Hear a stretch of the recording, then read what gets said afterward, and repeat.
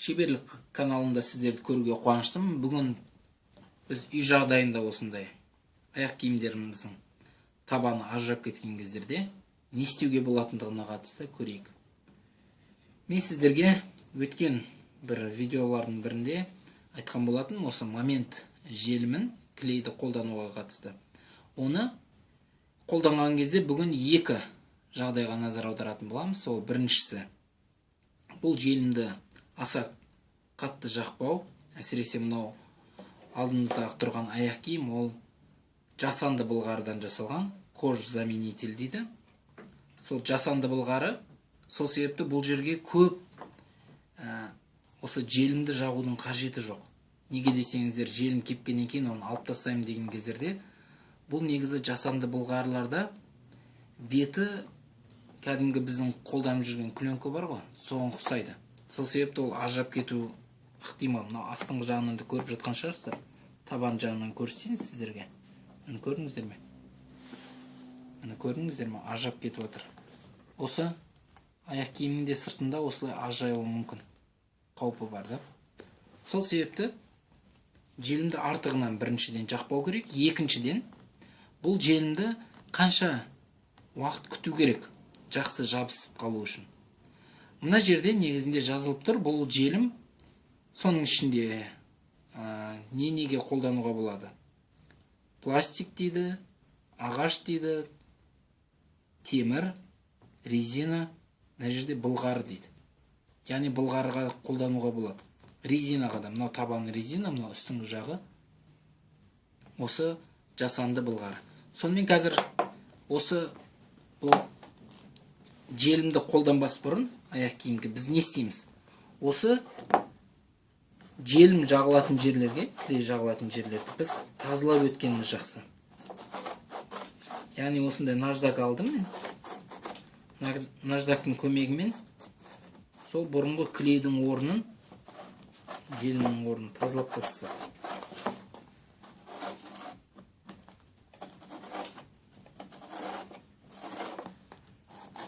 Мына жерлерін тазалаған кездерде абайлаңыздар, мынау сызығына дейін. Неге десеңіздер, одан асырып жіберетін болсаңыздар, онда желімдегеннен кейін үстіңгі жағында орны қалып қою мүмкін. Біз тазалаған жерлер тіптен аяқ киімнің өзінде құртып алуымыз ықтимал. Осылай тазалаймыз. Шап-шап тұрған желімдерді алып тастауымыз қажет болады. Сонымен қатар осылай.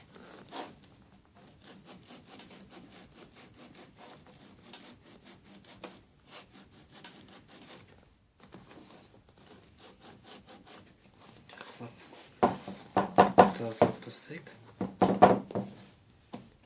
Ұзақ қолданғандықтан кейде осылай.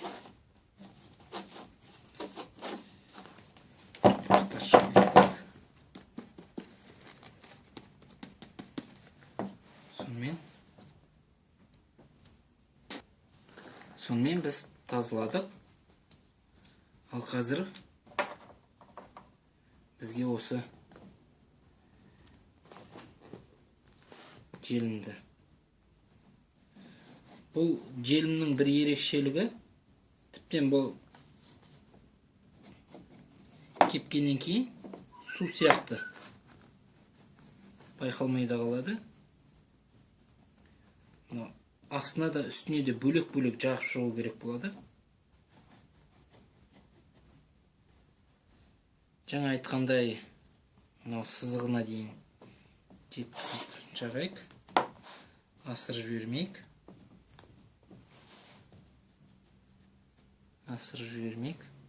Егер асып кетіп жатқан жағдайда да, асып кетіп жатса да, онда тез арада сүріп тастаған жақсы, осы асып кеткен жерлерін. Неге десеңіздер, мына жерінде шығып кеткен. Өйткені жаңа айтқандай, кейінірек кетіріп жатқан кездерінде, кетірген кездеріңізде, ол негіз былғарыларға оңайырақ. Таза былғарыда осы желім жағылып қалып жатса да, оны сүртіп кейінірек кепкеннен кейін де ары бері үйкелеп алып тастауға болады.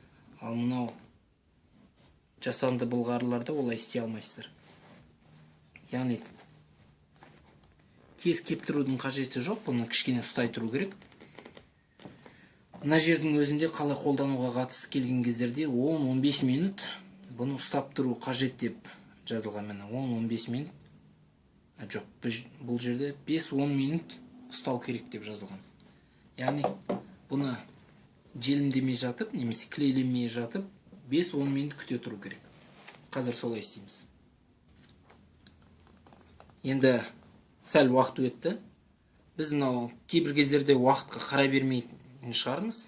5-10 минутты қадағалап отырмайтын шығармыз. Сондай кездерде мысалға қалай білуге болады? Мынау жабысып жатыр ма қолыңызға, көрдіңіз бе? Жабысып жатыр. Яғни жабысқақ болған кездерде бізге жабыстырар кезде ескеріңіздер, мынау ішіне кіріп тұрғаны жақсы.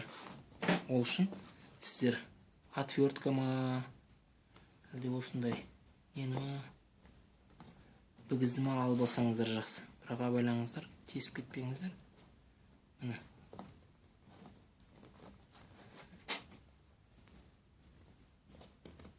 Ішіне кіргізіп, жаңа сызығымен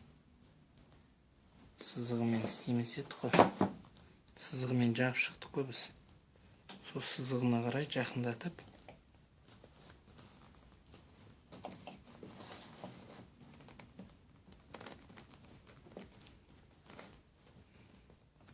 тығындап осылай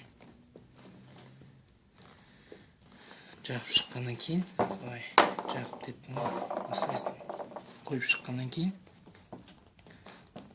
үй жағдайында осылай басып шығу керек болады.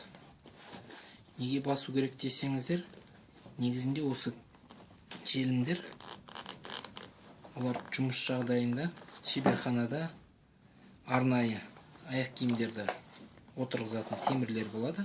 Сол жерге қойылады да, бұны балғамен үстіне ұрып шығады негізінде.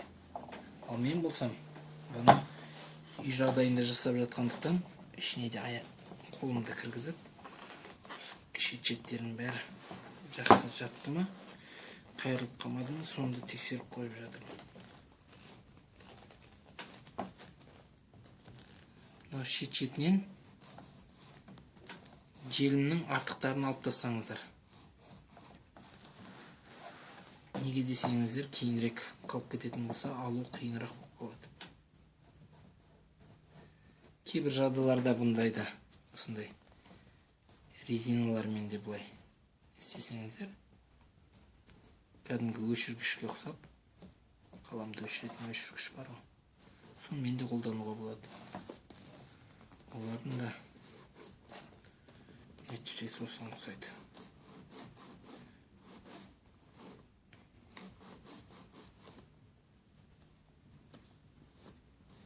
Бірақ қатты үйкемеңіздер, әсіресе былғары болса еш нәрсе емес, жасанды былғарыда бұл шет-шетін қырып жіберуі мүмкін. Үстіндегі жаңа айтқандай үстін алып тастайды. Сонымен көріп отырмыз. Әрине мен тартқыламаймын қазір. Неге десеңіздер, осы жерде жазылғандай 24 сағат тұру керек. Содан кейін барып қолдануға болады дейді, 24 сағаттан кейін. Сол себепті мен қазір бұны жұлқыламаймын. Қалай ұстады деп. Неге десеңіздер, бұл әлі толығымен өзінің күшіне енбеді. Сәл уақыт өткеннен кейін ғана бұның қаншалықты сапалы клейленді, немесе желімделді, сол кезде ғана білуге болады. Сонымен осылай желімдеуге болады үйде. Бұрындарда айтқандай, суперклей қолданудың қажеті жоқ. Осындай момент клейін алсаңыздар, әсіресе мына жерінде нұсқауында былғарыға да арналған деп жазылу керек. Былғары, резина, сол нәрселер. Сонымен осы каналға, шеберлік каналына сіздерді көруге қуаныштымын тағы да. Рахмет көргендеріңізге және де осы каналмен бірге болғандарыңызға. Жазылыңыздар, жазылмасаңыздар. Сонымен қатар өздеріңіздің комментарияда өздеріңіздің не көргілеріңізді келетіндігін жазыңыздар. Сонымен қатар бармақтарыңыз жоғары қойып, өздеріңіздің бағаларыңызды беріңіздер. Басқаларға да осы видео қызықты және пайдалы болады деп есептесеңіздер, басқаларға да осы видеоны жіберіңіздер. Жақсы, сау болыңыздар.